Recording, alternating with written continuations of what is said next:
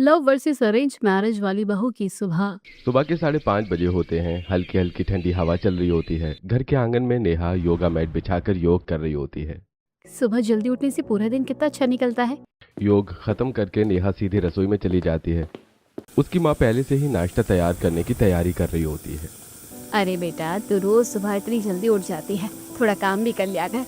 माँ, जब हम दोनों मिलकर काम करेंगे तो जल्दी हो जाएगा।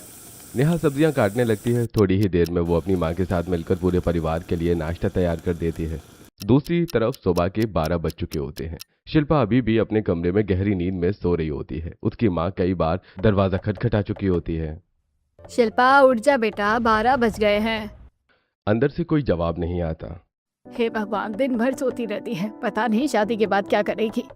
कुछ देर बाद शिल्पा आलस से उठती है, जम्हाई लेते हुए मोबाइल उठाती है और सबसे पहले सोशल मीडिया देखने लगती है।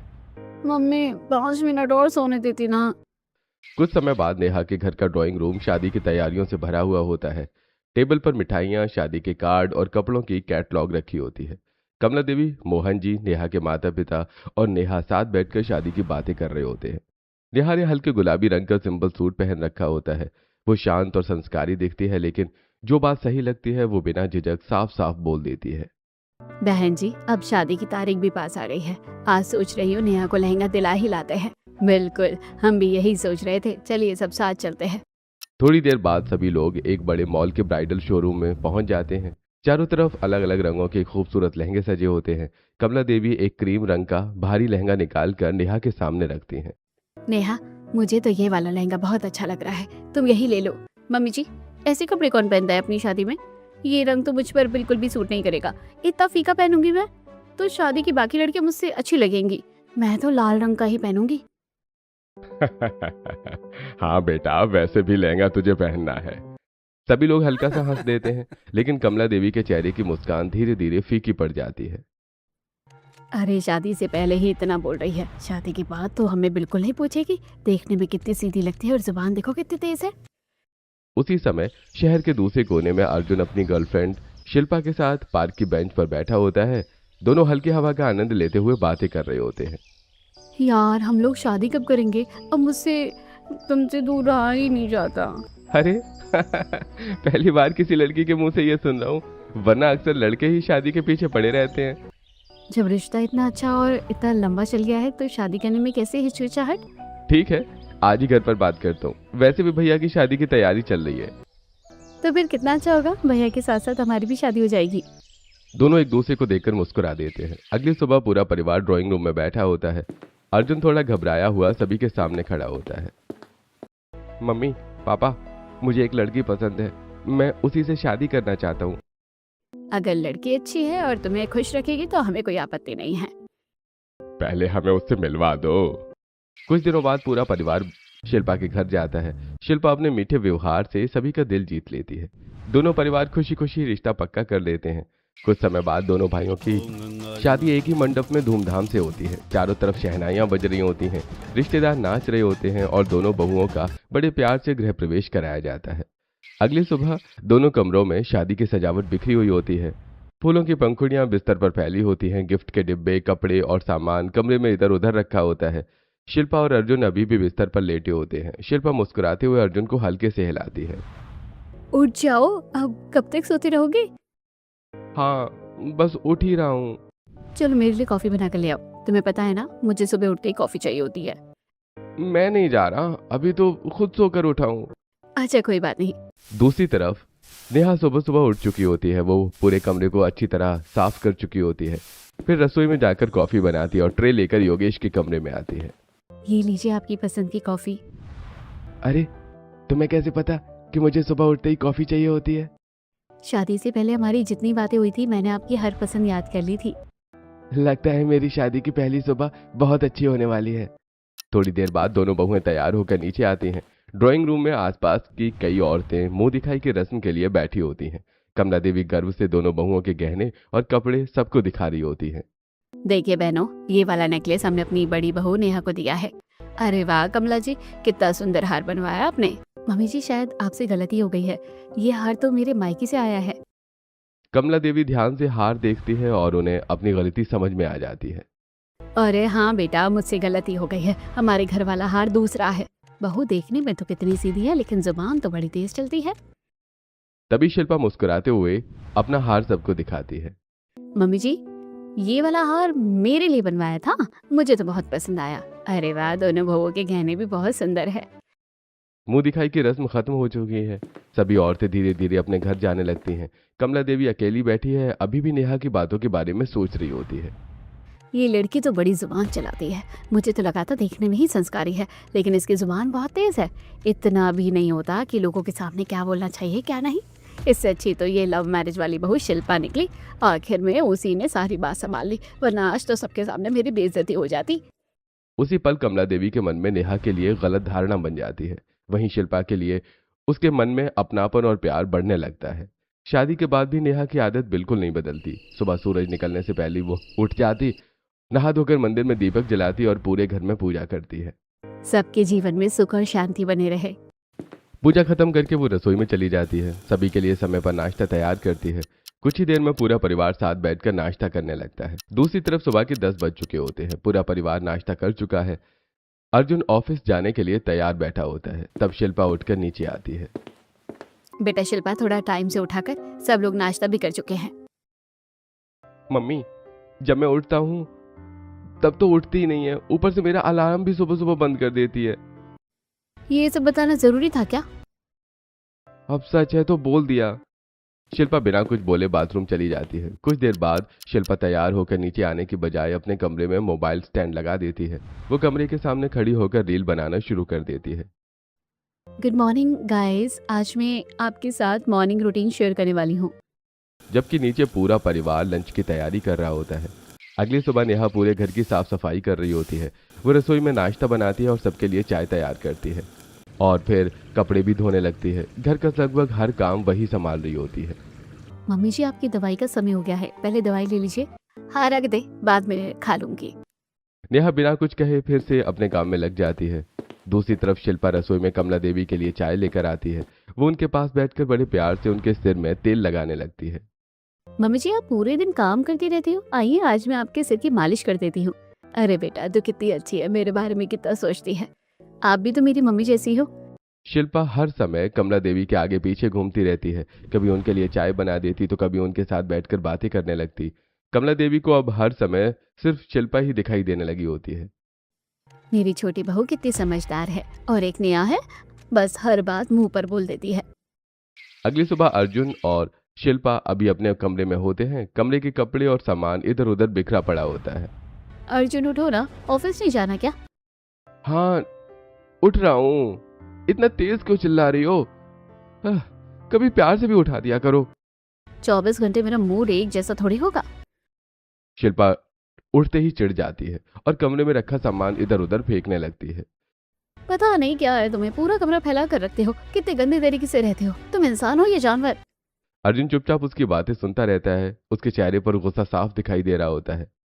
पता नहीं कैसी लड़की है, शादी के कुछ ही दिनों बाद इतने ड्रामे करने लगी। दूसरी ओर नेहा रसोई में योगेश की पसंद का व्हाइट सॉस पास्ता बनाकर ट्रे लेकर अपने कमरे में आती है। उठिए, मैंने आपकी पसंद का व्हाइट सॉस पास्ता बनाया है। अरे वाह, सुबह सुबह। दोनों एक साथ खाते हैं और एक दूसरे को और अच्छे से जानने लगते हैं। वैसे तुम्हारी एक आदत है, जो भी मन में होता है सीधा बोल देती हो। हाँ, झूठ बोलना या बात घुमाना मुझे आता ही नहीं। दिल साफ होना सबसे बड़ी बात होती है। अगली सुबह हल्की धूप खिड़की से कमरे में आ रही होती है। अर्जुन और शिल्पा के कमरे में कपड़े, तकिए और कंबल बिखरे पड़े होते हैं। अर्जुन अभी अभी उठकर ऑफिस जाने की तैयारी करने लगता है। अर्जुन, ये बेड साफ कर देना। तुम पागल हो क्या? मेरी मीटिंग है, मैं यहाँ बैठकर इतनी देर सफाई नहीं कर सकता। बोला ना, काम करके जाओ, चुपचाप करो। मैं नहीं करूंगा। शिल्पा अचानक गुस्से में आ जाती है। वो बेड पर पड़े तकिए, चादर और कुशन उठाकर फर्श पर फेंकने लगती है। करना तो तुम्हें ही पड़ेगा, वरना देख लेना। अर्जुन कुछ पल उसे देखता रहता है। घर में झगड़ा न हो इसलिए वो मजबूरी में झुककर सारा सामान उठाने लगता है। वो बेड ठीक करता है, कमरे की डस्टिंग करता है और कपड़े भी व्यवस्थित रख देता है। पता नहीं शादी की थी या नई मुसीबत घर ले आया हूं। क्या अर्जुन को अब शादी के बाद हर सुबह ऐसे ही परेशानी से गुजरना पड़ेगा? खैर, आगे बढ़ते हैं। उसी समय नेहा नहाकर बाथरूम से बाहर आती है। उसके लंबे गीले बालों से पानी की बूंदें टपक रही होती हैं। वो मुस्कुराते हुए खिड़की के पर्दे खोल देती है। सूरज की हल्की किरणें सीधे योगेश के चेहरे पर पड़ती हैं। नेहा अपने गीले बाल झटकती है तो पानी की कुछ बूंदें योगेश के चेहरे पर गिर जाती हैं। अरे वाह, आज तो बड़ा रोमांटिक तरीका है मुझे उठाने का। तो उठाना नहीं है क्या? ऑफिस जाना नहीं है क्या? योगेश मुस्कुराते हुए नेहा का हाथ पकड़कर हल्का सा अपनी तरफ खींच लेता है। नेहा संतुलन खोकर बिस्तर पर उसके पास बैठ जाती है। दोनों एक दूसरे को देखकर मुस्कुराने लगते हैं। आखिर तुम्हारी जैसी बीवी हो तो घर से बाहर जाने का मन ही कहाँ करता है। इतनी खूबसूरत बीवी हो तो ऑफिस में भी सारा दिन तुम्हारी ही याद आती रहती है। ओहो, आज तो बड़े रोमांटिक हो रहे हो। दोनों हंसने लगते हैं। कमरे का माहौल प्यार और अपनापन से भर जाता है। दोनों भाई अपने अपने ऑफिस पहुंचते हैं। योगेश पूरे आत्मविश्वास और मुस्कान के साथ अपना काम करता है। दूसरी तरफ अर्जुन अपनी कुर्सी पर बैठा लगातार खोया खोया रहता है। सामने कंप्यूटर खुला होता है लेकिन उसका ध्यान स्क्रीन पर नहीं होता। अर्जुन सर, ये फाइल देख लीजिए। हाँ, क्या कहा आपने? कर्मचारी दोबारा बात समझाता है। अर्जुन परेशान होकर फाइल देखने लगता है।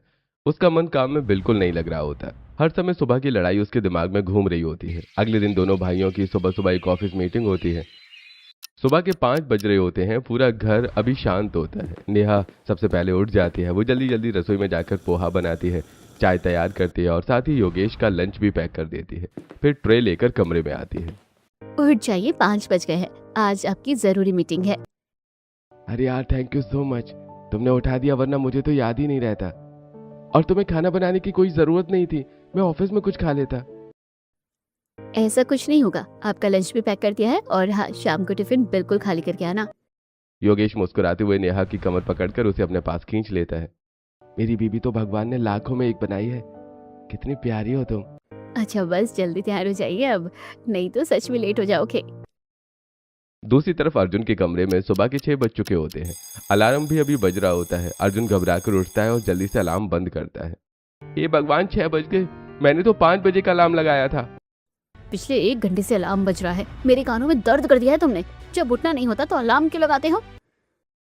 मैं तुमसे रात को ही बोला था कि मुझे सुबह जल्दी उठा देना। आज मेरी बहुत जरूरी मीटिंग थी। क्यों? मैं क्या तुम्हारी नौकरानी लगती हूँ जो तुम्हें उठाती फिरूं? अपना काम खुद किया करो, मेरे ऊपर हुक्म चलाने की कोई जरूरत नहीं है।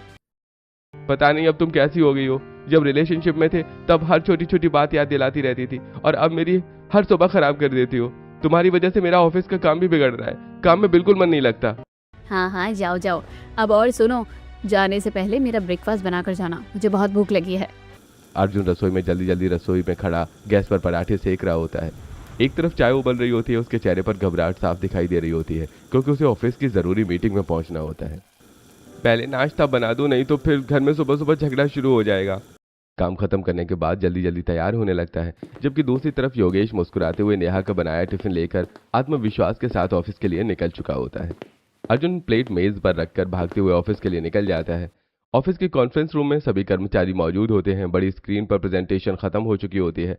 सभी लोग अपने अपने लैपटॉप बंद करके उठने ही वाले होते हैं। योगेश भी वहीं बैठा होता है। तभी दरवाजा खुलता है और अर्जुन हांफता हुआ अंदर आता है।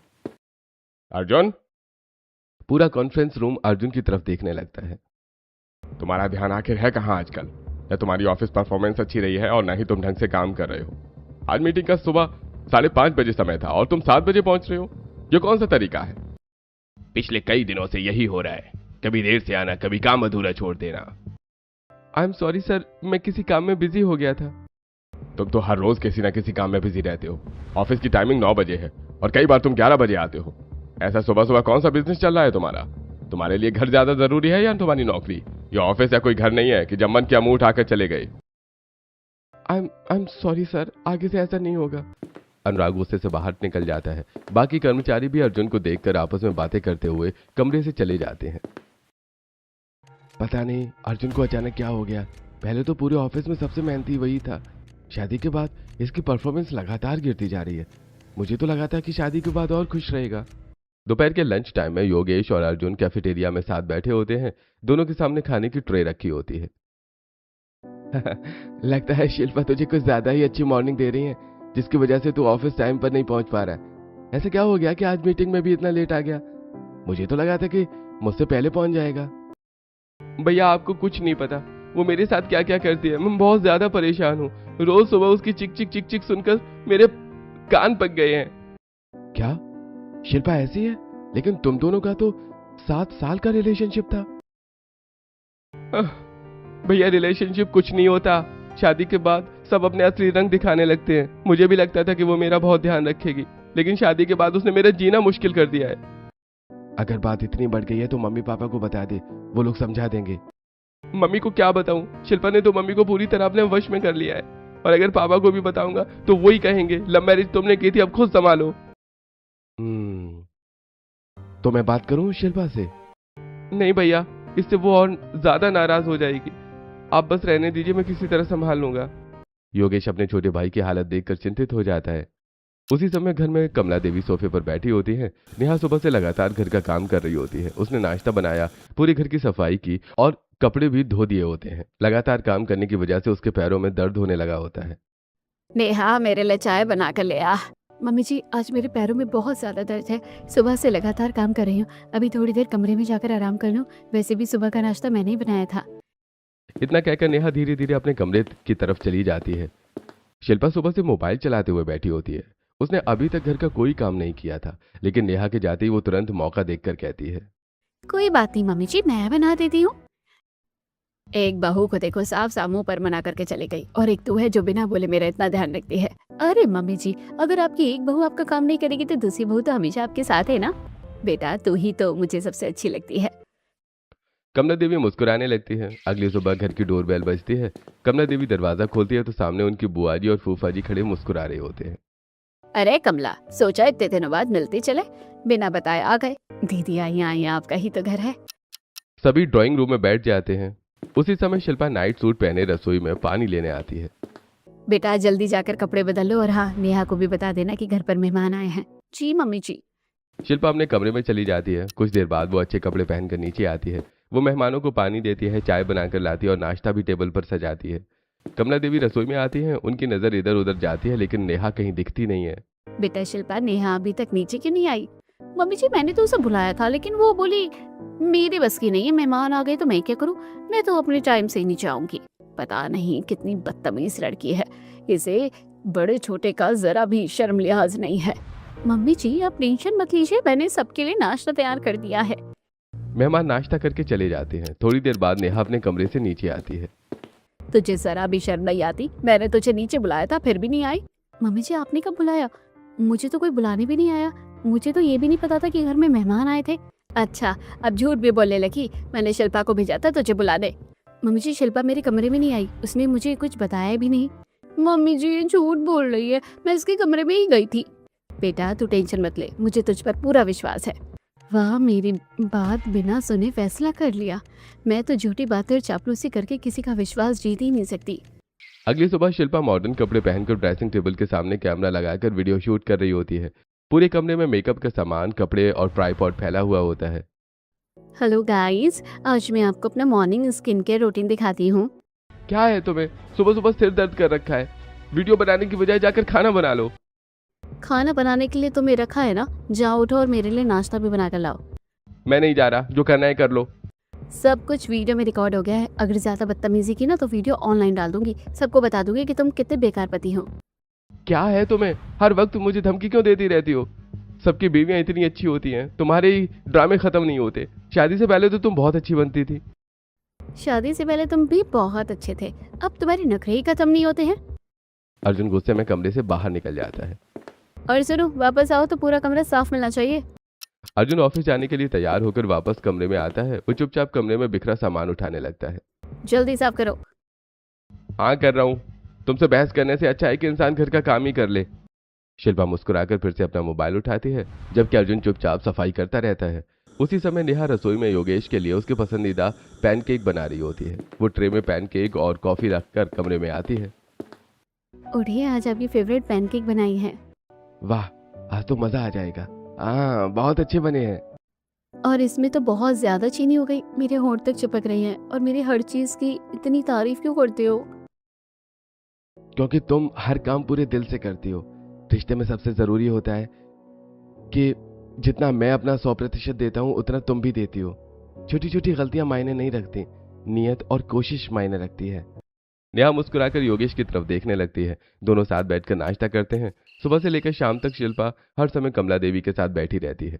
दूसरी तरफ नेहा पूरे घर का काम अकेले संभाल रही होती है, लेकिन उसका स्वभाव कम बोलने वाला होता है। वो बिना वजह किसी के पास बैठकर बातें नहीं करती।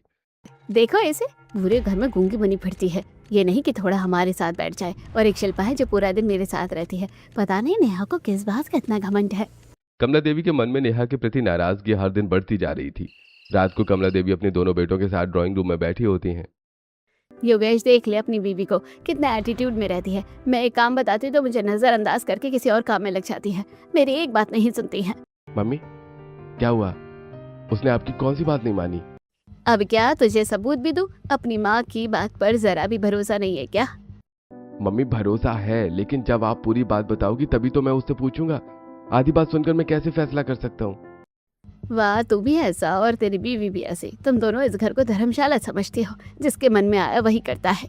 योगेश चुप हो जाता है। अर्जुन पास ही उदास बैठा सब सुन रहा होता है।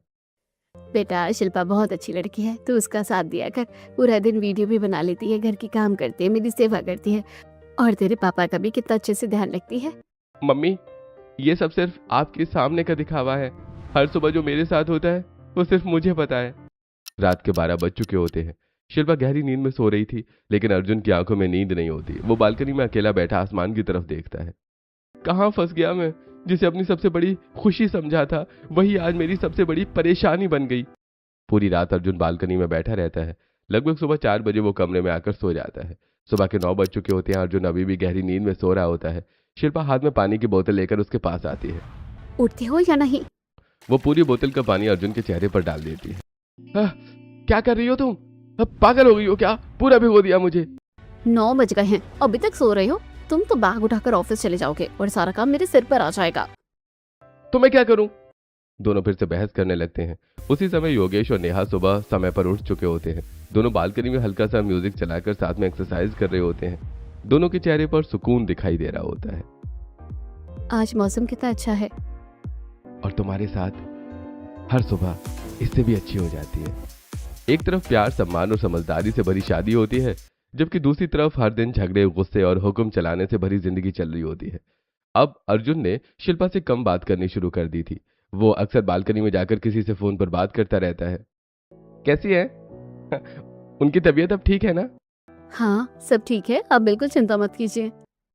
अर्जुन दिन में भी कई बार उसी नंबर पर बात करता है। रात को भी बालकनी में जाकर धीरे धीरे बात करता है। शिल्पा दूर खड़ी है, सब देखती रहती है। आखिर ये हर समय किससे बात करता रहता है? अगली सुबह अर्जुन नहाने के लिए बाथरूम में जाता है। उसका मोबाइल बेड पर ही रखा होता है। तभी मोबाइल की स्क्रीन पर एक कॉल फ्लैश होती है। लैला। ये लैला कौन है? लगता है मुझे धोखा दे रहा है। अब शिल्पा रोज चुपचाप अर्जुन का पीछा करने लगती है। एक दिन वो देखती है कि अर्जुन एक लड़की से मिल रहा है। कैसी हैं? उनका ध्यान रख रही हो ना? हाँ सब ठीक है, तुम्हें टेंशन लेने की कोई जरूरत नहीं है। बात करते करते लड़की अर्जुन का हाथ पकड़ लेती है। अच्छा, तो किसी और लड़की के साथ अफेयर चल रहा है। घर लौटते ही शिल्पा अपने कमरे का दरवाजा बंद करती है और अपनी माँ को फोन मिलाती है। वो जानबूझकर रोने का नाटक करने लगती है। मम्मी कल आप लोग हमारे घर आ जाना, मुझे आपसे बहुत जरूरी बात करनी है। बेटा क्या हुआ, तू रो क्यों रही है? मेरी जिंदगी इस लड़के ने शादी करके खराब कर दी है। बस आप कल आ जाइए, सबके सामने ही सारी सच्चाई बताऊंगी। ठीक है बेटा, हम कल सुबह ही आ जाएंगे। फोन करते ही शिल्पा के चेहरे पर आंसू गायब हो जाते हैं और उसकी जगह एक चालाक मुस्कान आ जाती है। अगली सुबह घर का माहौल बिल्कुल अलग होता है। ड्राइंग रूम में मायके और ससुराल वाले बैठे होते हैं। सभी के चेहरे पर गंभीरता साफ दिखाई दे रही होती है। बेटा क्या बात है, तूने सबको यहाँ किस लिए बुलाया है? जल्दी बता भी दे, मेरी तो धड़कन तेज हो रही है। मम्मी मैं तो बर्बाद हो गई। मेरा पति जीते जी किसी और लड़की के साथ अफेयर चला रहा है, देखिए सबूत। शिल्पा अपना मोबाइल टेबल पर रख देती है। उसमें अर्जुन की एक लड़के के साथ तस्वीर है और कुछ चैट के स्क्रीनशॉट दिखाई दे रहे होते हैं। नहीं, ऐसा नहीं हो सकता। मेरा बेटा कभी गलत नहीं हो सकता। शादी से पहले वो हर समय तेरी ही बातें करता रहता था। यही तो इसका असली चेहरा है। बाहर दूसरी लड़कियों के साथ घूमता है। मैंने इसे कई बार उस लड़की के साथ देखा है। ये मुझ पर अत्याचार करता है, मुझसे घर के काम करवाता है और खुद बाहर दूसरी लड़कियों के साथ मजे करता है। शिल्पा पहले इन तस्वीरों के पीछे की सच्चाई तो जान लो। तभी शिल्पा की मां गुस्से में खड़ी होती है। वो तेज कदमों से शिल्पा के पास आती है और एक जोरदार थप्पड़ शिल्पा के गाल पर लगाती है। पूरा कमरा स्तब्ध रह जाता है। तेरी हिम्मत कैसे हुई मेरे दामाद पर इतना गंदा इल्जाम लगाने की? मम्मी आपने मुझे थप्पड़ क्यों मार दिया? मैंने इतने सबूत दिखा दिए, फिर भी आपको अपने दामाद पर भरोसा नहीं है? क्योंकि ये सिर्फ मेरा दामाद नहीं, मेरा बेटा है। इसने वो किया है जो मेरी बेटी और मेरा बेटा भी नहीं कर पाए। क्या मतलब? जिस लड़की का नाम तू बार बार ले रही है उसका नाम लैला है, और वो कोई प्रेमिका नहीं, एक डॉक्टर है। कुछ महीने पहले एक शाम शिल्पा की माँ अर्जुन को फोन करती है। बेटा, डॉक्टर ने बताया कि मेरे दिल में एक छोटा सा छेद है। पता नहीं मेरे पास कितना समय है। बस एक बात चाहती हूँ कि मेरी बेटी का हमेशा तुम ध्यान रखना। मम्मी जी, आप ऐसी बातें मत कीजिए। मैं शहर के सबसे अच्छे डॉक्टर को जानता हूँ। आपका इलाज सबसे अच्छे अस्पताल में होगा। बेटा, एक बात और बताओ, तुम दोनों खुश तो हो ना? सच कहूँ मम्मी जी, हमारा रिश्ता बिल्कुल अच्छा नहीं चल रहा है। मैं तो कई बार तलाक लेने के बारे में भी सोच चुका हूँ। नहीं बेटा, ऐसा मत करना। मेरी बेटी तुम्हारे अलावा किसी और से प्यार नहीं करती है। मम्मी जी, वो मुझे बहुत परेशान करती है। मेरी हर सुबह लड़ाई से शुरू होती है। मेरा काम भी खराब हो गया है। मैं सीनियर मैनेजर से एक साधारण कर्मचारी बन गया हूँ। बेटा, मेरी एक बात मान लो, अभी कोई फैसला मत लेना। ठीक है मम्मी जी, पहले आपकी सेहत जरूरी है। अर्जुन डॉक्टर लैला से संपर्क करता है। वो शिल्पा की माँ को बड़े अस्पताल में भर्ती करवाता है। ऑपरेशन का पूरा खर्च खुद उठाता है। दिन रात अस्पताल में उनकी सेवा करता है। अलग अलग डॉक्टर्स से सलाह लेता है। इसी वजह से वो देर रात घर लौटता है और अक्सर डॉक्टर लैला से फोन पर बात करता रहता है। सफल ऑपरेशन के बाद शिल्पा की माँ पूरी तरह स्वस्थ हो जाती है। तो खुद अपने पति के साथ इतना गलत व्यवहार करती रही और ऊपर से उसी पर झूठे इल्जाम लगा रही है। क्या इन्होंने आपकी जान बचाई? हाँ बेटा, और तू उसी इंसान पर शक करती रही। आई एम सॉरी अर्जुन, मुझे माफ कर दो। मैंने बहुत बड़ी गलती कर दी। मैंने तुम्हें गलत समझ लिया। तुमने मेरी हर सुबह को नरक बना दिया था। मैं तो तलाक लेने का फैसला कर चुका था, लेकिन तुम्हारी मम्मी की बीमारी की वजह से मैंने खुद को रोक लिया।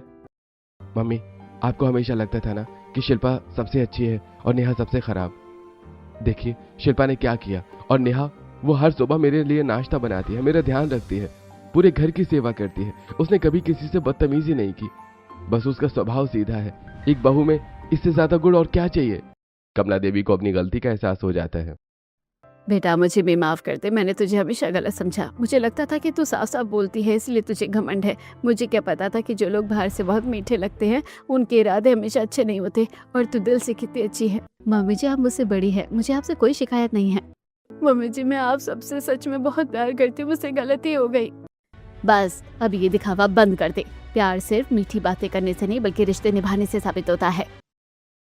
शिल्पा अपने सास ससुर नेहा, योगेश और अर्जुन के सामने हाथ जोड़ लेती है। मुझे एक मौका और दे दीजिए। मैं सच में बदलना चाहती हूँ। हमारी भी गलती है। हम अपनी बेटी को सही संस्कार नहीं दे पाए। इसकी तरफ से हम आपसे सबसे माफी मांगते हैं। अगर हो सके तो इसे एक आखिरी मौका दे दीजिए। अरे भाई, गलती हर इंसान से होती है। अगर इंसान दिल से पछताए और खुद को बदलना चाहे तो उसे एक मौका जरूर मिलना चाहिए। पूरा परिवार शिल्पा को एक आखिरी मौका देने का फैसला करता है। अब घर का माहौल पूरी तरह से बदल चुका था। सुबह शिल्पा खुद अर्जुन के लिए नाश्ता बनाती है, प्यार से उसे ऑफिस के लिए तैयार करती है और दोनों हंसते हुए दिन की शुरुआत करते हैं। जल्दी आइए, आपकी चाय ठंडी हो जाएगी। अब मेरी हर सुबह पहले जैसी नहीं रही।